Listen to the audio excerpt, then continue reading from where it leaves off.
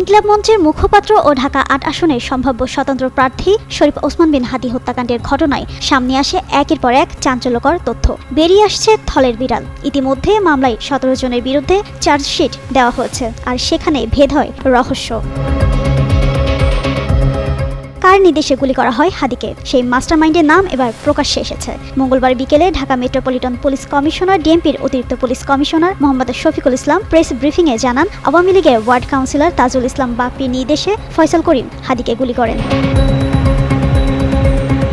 DB পুলিশে জানায়, আওয়ামী লীগের বিরুদ্ধে কথা বলায় নৃশংস এই হত্যাকাণ্ডের পরিকল্পনা করা হয়। এই হত্যা মামলায় পলাতক ফয়সাল করিম মাসুদ সহ ১৭ জনের বিরুদ্ধে চার্জশিট জমা দেওয়া হয়েছে। এর মধ্যে ১১ জনকে গ্রেপ্তার করা হয়েছে। বাকি ৬ জনের মধ্যে শুটার ফয়সাল, আলমগীর, বাপ্পি, ফিলিপ ও জেসমিন মুক্তি পলাতক রয়েছেন। এদিকে সামাজিক যোগাযোগ মাধ্যমে কয়েকদিন ধরে মূল আসামি ফয়সালের যে ভিডিওটা ছড়িয়ে পড়েছে সেটি সঠিক বলেও জানায় ডিবি।